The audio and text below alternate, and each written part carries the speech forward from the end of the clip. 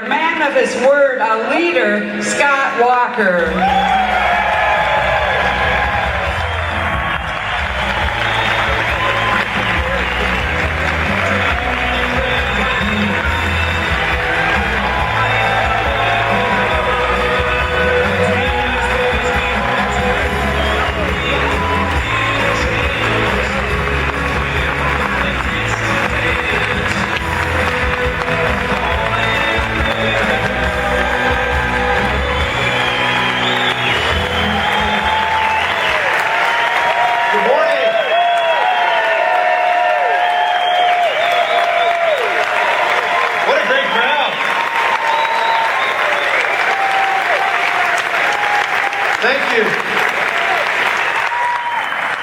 Thank you.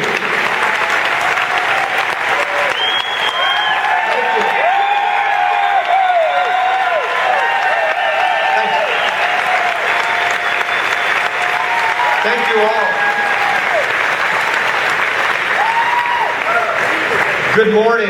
Good morning. It's good to be back in Green Bay. Did you have a good time last night? Enjoyed a good old-fashioned fish fry. We enjoyed being there with you, and it's good to see so many friends from across the state, and we enjoy seeing you not only here but back in your hometowns, and we'll keep coming back between now and June 5th and even more after, if God willing, you give me the honor to continue to serve as your governor. I'll keep coming back over and over and over again and standing with the taxpayers of Wisconsin. First off, we get asked all the time, how do you put up with all this? And Tonette and I and our sons Matt and Alex, who are here with us right now, I just want to tell you how much we appreciate your prayers, because I got to tell you, not only at Republican events, not at campaign events, but at factories and farms and small businesses all across the state, every day I bump into people that come off the line at a factory, that come up to me at a farm I'm visiting or a small business and say, Governor, just want to let you know, me and my family were praying for you. And that just means the world to us. So thank you all, for those of you who said that to us already this weekend.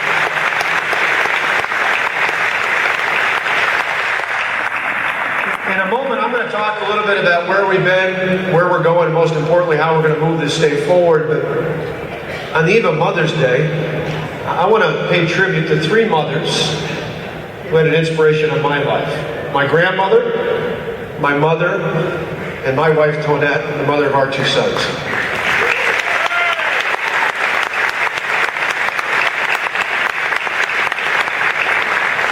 I think about my grandmother, as David and I called her Nana, and for her, she certainly plays a role, even though it's been a few years since she's been with us. She passed away in 2008, and well into her 90s. And I think about my grandmother, and in many ways I've thought about her a lot over the past year. You see, my grandparents, I think about the only thing they ever bought on credit was the mortgage on their farm. Everything else they paid for in cash. They saved up for it. They saved up for it, and then they made the purchase. They didn't do it the other way around. And it's interesting, my grandmother became a widow in 1974 when my grandfather passed away from a heart attack, and throughout all that time, 34 years after that, she worked a whole assortment of different odd jobs, from stuffing inserts into newspapers at the daily newspaper in town where she was living, to spending time as an Avon lady and babysitting kids. She did all sorts of things to pay the bills, but along the way she always had a little bit of money saved up for my brother and I, and she'd help us. Remember, as kids, you used to have those binders that would open up and you put the little dimes in to save up the bank. We got that from our grandmother. She taught us that. My grandfather must have had a little bit of one of those midlife crises, because right before he passed in 1974, he bought one of those brand new Dodge Chargers. We used to call it, my brother and I said, it looked kind of like a banana because it was yellow and it had a little loop. And my grandmother was so frugal, she decided, well, after my grandfather passed, she wasn't going to trade it in. She figured she'd get use out of it. And I got to tell you, the funniest thing was when David and I would go to McDonald's with her, which, by the way, I swear she had so many coupons, I think they paid us to eat them. Sounds like you. She'd be driving over to McDonald's from the other side of town, and she'd be in that Dodge Charger. And we'd pull up to the stoplight, and there'd be a guy in a young little car come up next to us, looking in, thinking, hey, you got a Hemi in there? And there he'd see this little old lady with her hair bonnet down behind that steering wheel. But for her, she taught David and I more than anything, don't spend money you don't have. And that's something I've tried to apply to the taxpayers' money, not just to my own money.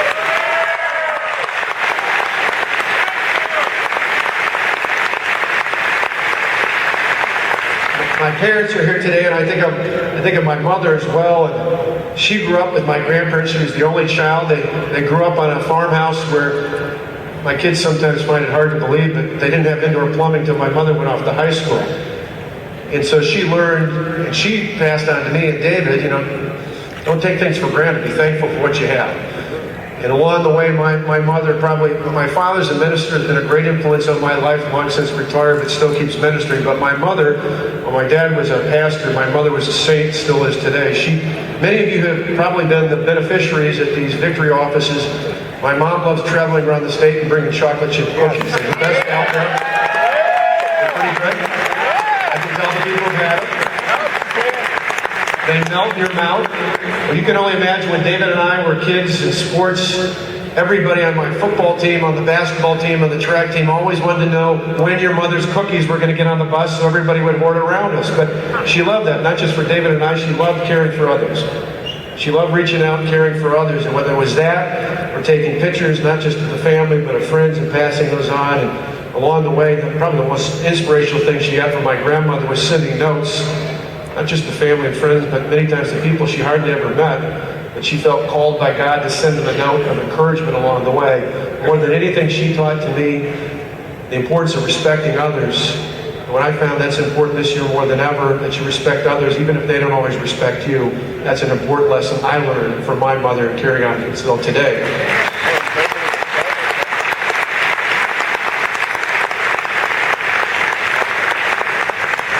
And then I think of Tonette, the mother of our children. On May 1st, 1992, 20 years ago, Tonette and I had our first date. We met at Saz's, but our first date was at the Chancery in the village of Wauwatosa. After spending a good long time over dinner and getting some custard later and a couple other stops before the night ended, I got to the point where I learned so much about her. I knew that night I was going to marry Tonette.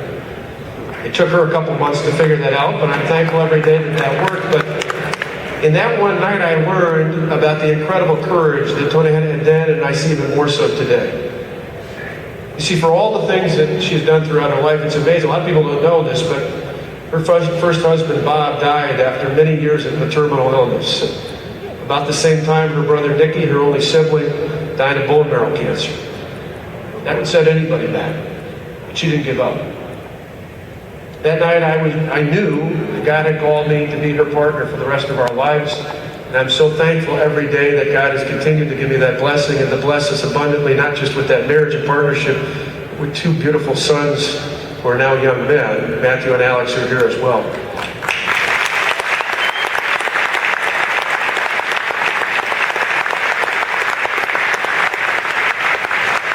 That courage has been so apparent to me throughout the years. You see, about a decade ago, she decided she was going to leave the private sector world of business and instead decided to join the nonprofit world. Took on a new task of working for the American Diabetes Association. And a few years later, unfortunately, her mother, my mother-in-law, was diagnosed with a brain tumor. She left her work at the Diabetes Association and couldn't have seen a more tender caregiver for her mother during those tough times that she suffered through that brain cancer. Then after her mother passed, she went back and felt called again to come to the nonprofit world and worked at the American Lung Association, where she's still at today. Each and every day of my life, I've seen the incredible courage that Tonette has shown in my life and in the life she had even before meeting me. That has been an inspiration to me and to our sons, and hopefully is an inspiration to you as well.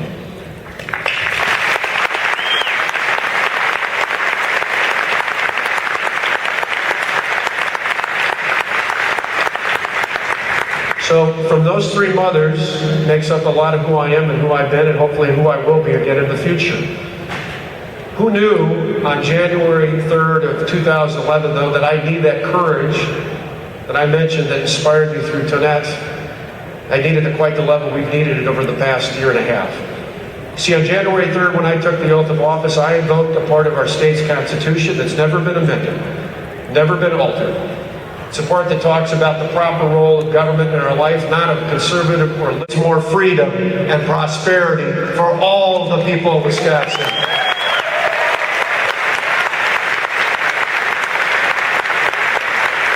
But when we first took office, that was at risk. You see, this state faced both a fiscal and an economic crisis of proportions we had hardly ever seen before. And we couldn't wait. The people of this state demanded that we take action to tackle that fiscal and economic crisis, and we tackled it right away, working with the new legislative majorities in the Senate and the Assembly. We didn't wait a year or 6 months or even a month. We started acting on it the very first day we took office, because if you were the CEO of a company in trouble, you wouldn't wait to take action to save your company. You'd start acting on it the very first day you took over. That's what we've done, that's what we're doing, and that's what we're going to continue to do if you give us the chance after June 5th.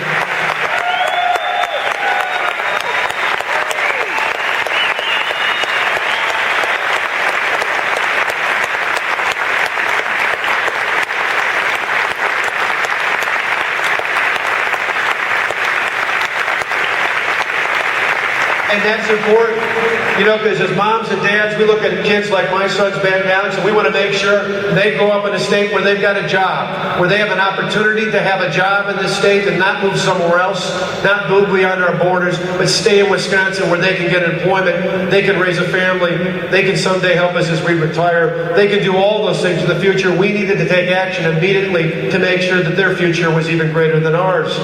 And the good news is it's working, but we're not done yet. We're not done yet. We've got plenty more to do to get this state working again.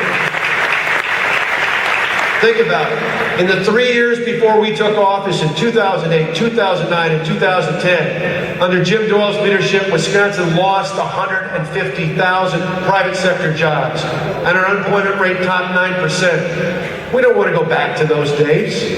We don't want to go backwards. Instead, we charted a course that lead the state forward. After all that job loss, we've had 15,600 new jobs in the first 3 months of this year alone, and our unemployment rate is down to the lowest it's been since 2008. We're turning things around. We're heading in the right direction. We're moving Wisconsin forward.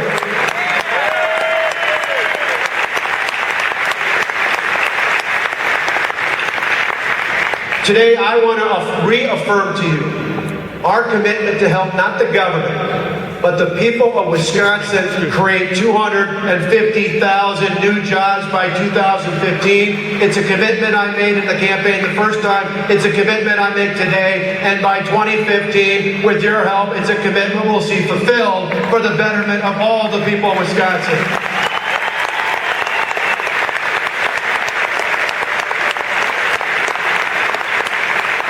You see, we built the foundation for success. I was reminded of that last night. Last night I was over, like many of you, in the hallowed ground of Lambeau Field. And as we walked in, I walked past 4 great trophies. 4 trophies named after one of the, not only Green Bay or Wisconsin's greatest heroes, but America's greatest heroes, Coach Vince Lombardi. People think about him and they think about success. But people often forget. And the year before Vince Lombardi took over the Green Bay Packers, the Packers were 1-10-1. And he didn't take them to the World Championship that very first year.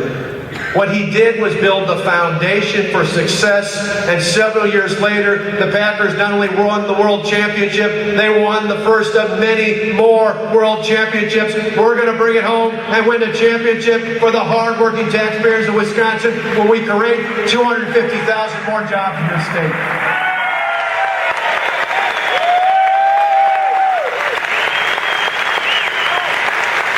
We have laid the foundation for success. Think about it. Think about it. 2 years ago when I was campaigning to be your governor, the statewide Chamber of Commerce did a survey of employers. You know how many thought we were heading in the right direction? A mere 10%. 10% of our employers thought Wisconsin was heading in the right direction. That same survey was conducted earlier this year. Earlier this year in 2012, you know how many employers now think Wisconsin's heading in the right direction? 94% say we're heading in the right direction.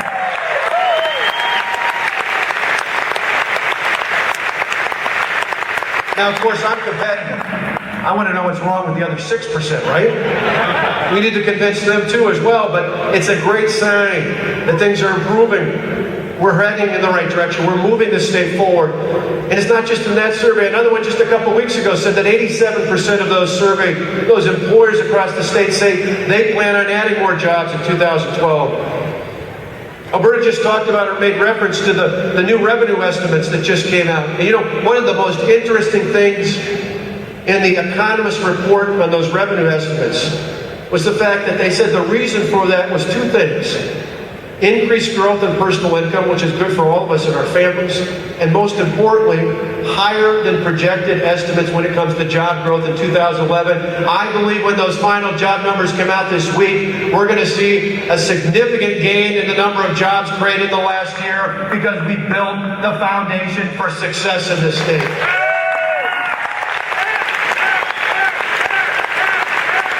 We saw it just last week as well. You know, every year there's rankings that come out of the best and the worst states to do business in. For many years in Wisconsin, we didn't like talking about those. Why? Because we were in the bottom 10. The year before I took office, we were 41. The year before that, we were 43. Last year, after our reforms had a chance to set in, we went from 41 up 17 spots to number 24. And this year, last week, the survey came out, and we now rank in the top 20 for the first time.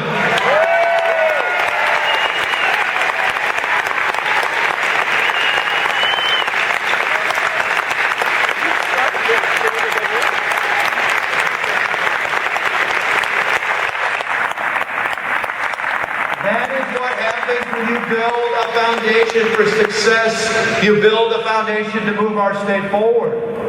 But you know what? In the report on that survey, in the surveys conducted earlier this year, you know what the number one concern was listed in terms of things that will prevent them from adding more jobs in the coming year? It's the recalls. It's the recalls, because you see, employers, small business and other employers alike understand what I've heard anecdotally around the state from my visits to hundreds, if not thousands, of small businesses has been codified in those reports. It's that they're worried. They like where we're headed. They're feeling good about adding more jobs in the state, but they're worried that something might happen on June 5th that instead of moving us forward, would move us backwards. And I can understand why. If you look at the record of the mayor of Milwaukee, you look at his record in the 8 years he's been in office, taxes and fees in that city have gone up 43% and unemployment has gone up 28%. That's not a way to take your community forward. That's a way to take Wisconsin backwards. Milwaukee is now one of the top 10 poorest cities in the country. That's not the way to move us forward. That's the way to move us backwards. And if you listen to what the mayor said when he talked during this primary election to special interest group forums from across the state, he outlined an agenda that would raise taxes on manufacturers, on agricultural-based interests, on small businesses, and on property taxpayers. That's not a way to take Wisconsin forward. That's a way of taking Wisconsin backwards. Do you want to go backwards? No! What direction do you want to go? Forward! That's the direction we're going to take this state. And we're not going to do it just when it comes to jobs. We're going to do it as we continue to tackle our fiscal crisis. You know, when we came into office last year, Wisconsin had a $3.6 billion budget deficit. I'm proud to tell you here today, not only is the budget balanced, we have a surplus, and for the first time ever in 2 consecutive years, we're now able to set money aside in the rainy day fund. That's something that hasn't happened in the past, and with our good fiscal stewardship, we're able to do it again now. We balanced a $3.6 billion budget deficit without raising taxes, without massive layoffs, without cuts in things like Medicaid. You wouldn't know it from those TV ads, but I put more money into Medicaid than any governor in Wisconsin history, and more money than just about any governor in the country. That funds Badger Care and family care, and I'm going to provide a temporary safety net for those who have great need, but I'm also going to reform the system so it doesn't become a lifetime entitlement, but instead is a step up to gainful employment so we can continue to take care of the truly needy in our state.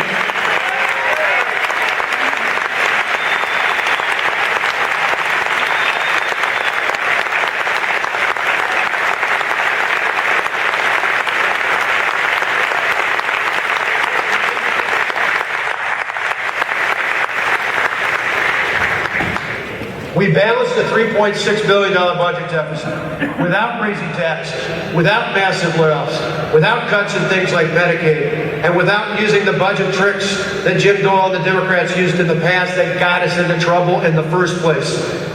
Instead, we put in place long-term structural reforms that allowed us not just to balance our state budget, but our local government budgets, not just for today, but for years to come. What we did was about thinking more about the next generation than we did just about the next election. And isn't that what you elect us to do? Yeah.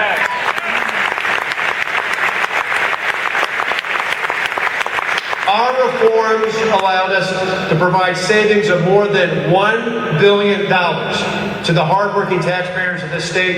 It's why for the first time in 12 years, property taxes on a median value home have gone down. If you elect me as governor again on June 5th, I'll continue to fight to keep property taxes down for retired couples, for working families, for new startups, and for small businesses so we can move Wisconsin forward.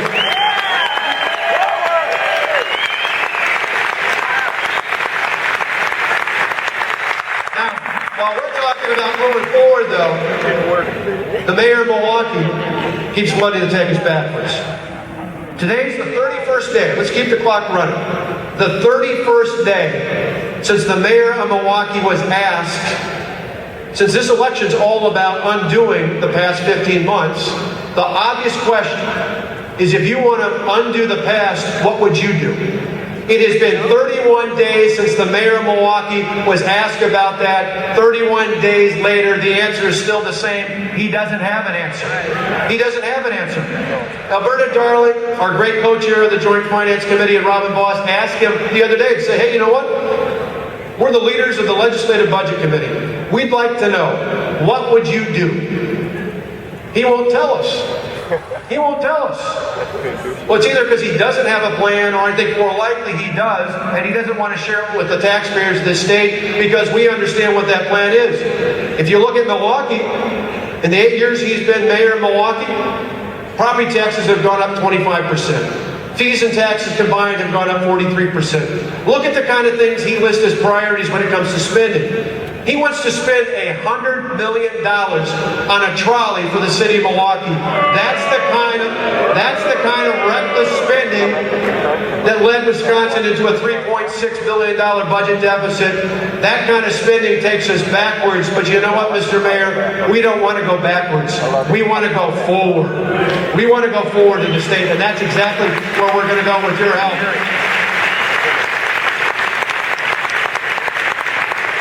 Now, over this past year and a half or so, we've tackled the fiscal and economic crisis in our state. But there's one other thing I want to share with you here today. I think the thing I'm the most proud of, I hope the legislature is the most proud of, is not only do we help the people of the state create more jobs, not only have we put our fiscal house in order, but most importantly, we make the government work better for the people we're elected to serve. There's no better choice, no better example on that than education. You see, for years, probably like many of you here, Tonette and I are often, at least in the debates, pitted against ourselves because we own a home in Wauwatosa. And both of our sons go to public schools in Wauwatosa. We're told time and time again as property taxpayers, you either got to pay higher taxes or your schools will suffer. That's a false choice. That's a false choice. You see, it's not about spending more money. It's about spending the money we have more wisely.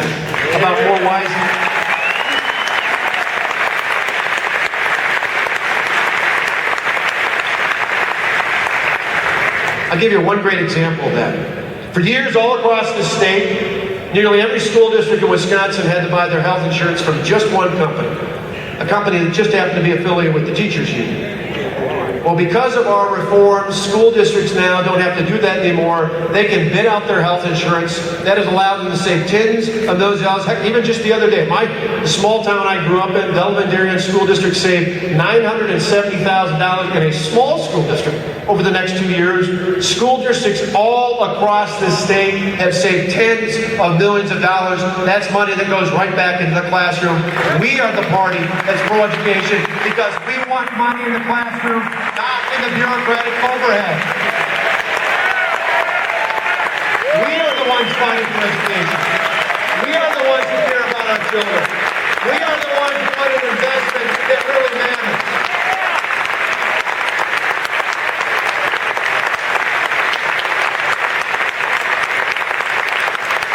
And let me give you one more example. Let me give you one more great example that goes even beyond budgets. You see, 2 years ago, long before I was governor, there was a young woman in Milwaukee, a brand new teacher in the Milwaukee public school system. She was named the Outstanding New Teacher of the Year in her area. Exactly the kind of teacher you'd want in any school teaching your kids. But thank goodness she was in Milwaukee, because Milwaukee needs our help probably more than any district in the state. She got that notice and she got the award, and about 2-3 weeks later she got another notice. Wasn't when to tell her when the award ceremony was. Unfortunately, it was to tell her she's getting laid off. Now, how could that be? How could it be that one of our best and our brightest, one of the great new teachers, one of the most inspiring teachers out there would be laid off? Well, under the old system of collective bargaining, last hired, first fired, last in, first out. One of the great things we did to share with our friends and family and our neighbors and folks that our kids go to school with and their families, one of the things I think is least covered by the media, but probably one of the most important things out there, is the fact that our reforms allow schools to hire and fire based on merit, to pay based on performance. That means we can put the best and the brightest in our classrooms, and we can keep them there and pay them what they're worth, because great teachers are worth more, and we can pay them more.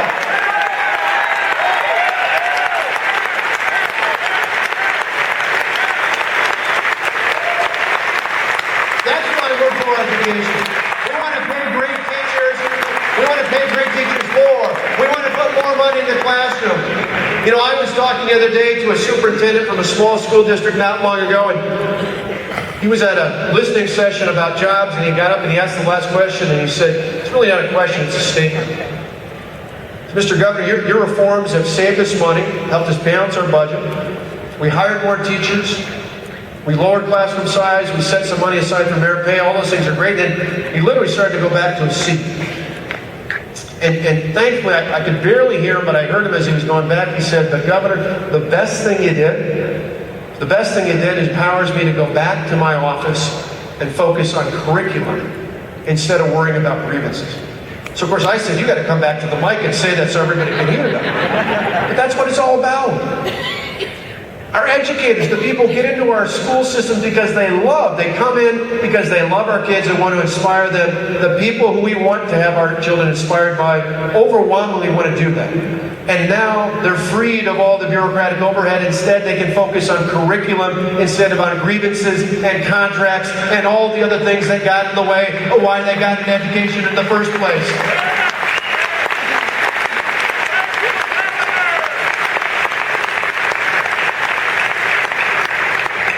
Now, unfortunately, the mayor of Milwaukee wants to go back to that old system. He wants to go back to the days when seniority and tenure trumped merit and performance. We don't want to go back to that. That's not just undoing reforms that help create a better environment for jobs. That's not just about undoing reforms that save us more than $1 billion. That's about undoing reforms that help us fundamentally make our schools and our local and state government work better. We don't want to go backwards. Where do we want to go? Forward! And that's what this is all about. For us, it's a clear choice. 3 weeks from Tuesday, the voters of this state will have a clear choice between do we want to go backwards or do we want to work together to move forward. 3 weeks from Tuesday, we'll have a choice about whether or not we go back to the days when a handful of special interests controlled things that happen in our state and in our local governments. Or instead, do we choose to stand up and say, you know who should really be in charge? The hard-working taxpayers of this state. I'll pick the hard-working taxpayers each and every time. I love the signs I see around the state. I see here in this hall, but I particularly love them as I go around the state. Tonette and I have talked about this. Signs that say, we stand with Scott Walker. Yeah!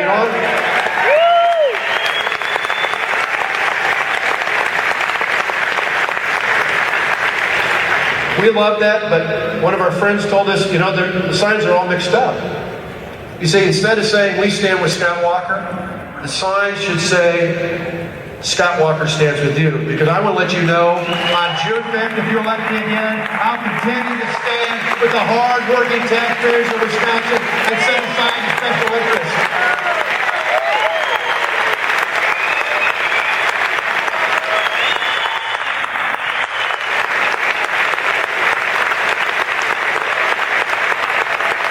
You see, that's what this is all about. That's what this is all about. I just want to end with one quick thought.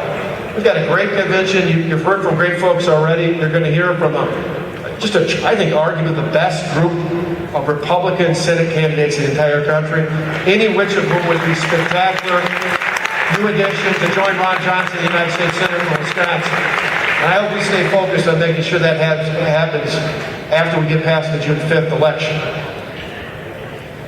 After we get past the June 5th election. So I need your help, not only for me, I need your help to make sure Rebecca Kleefisch comes back as our Lieutenant Governor, because she's done a fabulous job.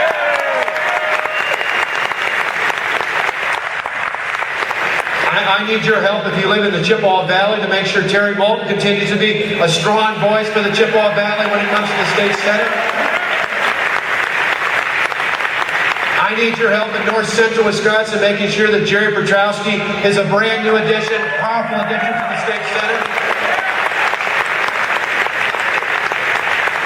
I need your help in Dodge County in that area, making sure that we send back a tremendous majority leader in the state Senate, Scott Fitzgerald.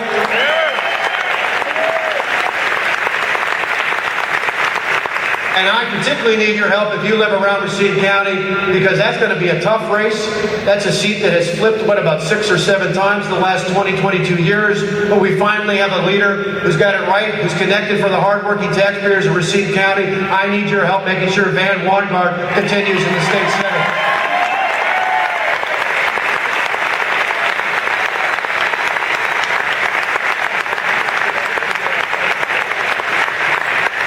I need your help. I need them on the doors, I need them on the phones, I need them everywhere. For the past 15 months, we've endured the kind of attacks that no one could even ever imagine of. Not just in this state, but in California or New York or Texas or anywhere else. We've never seen the kind of money and influence coming in from outside of our state going after me and the brave members of the Republican legislative majorities. Think about it. Last February and March, the out-of-state special interest poured millions of dollars trying to attack me and our reforms. Then they went after the state Supreme Court race. Then they went after 6 brave Republican state senators. Then they got involved in the recall movement itself. And for the past several months, they've been pouring millions and millions and millions of dollars into the state. And I would imagine over the next 3 weeks, they're going to pour money in attacking me like we've never seen in the state of Wisconsin. But we've got something that trumps that. We stand with the hardworking taxpayers of Wisconsin, and the hardworking taxpayers, I believe, sent a message on Tuesday, and I believe again on June 5th, they're going to send an equally powerful message that we want someone who stands with the taxpayers and not the powerful special interests.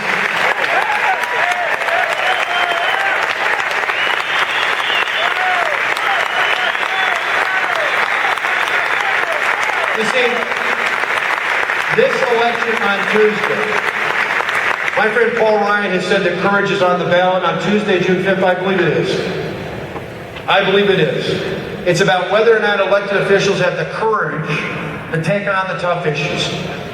I ran into a woman the other day in Sheboygan after I was speaking to a group, and she came out from the company she was working in, and she introduced herself and then said to me, "Governor, I'm a Democrat."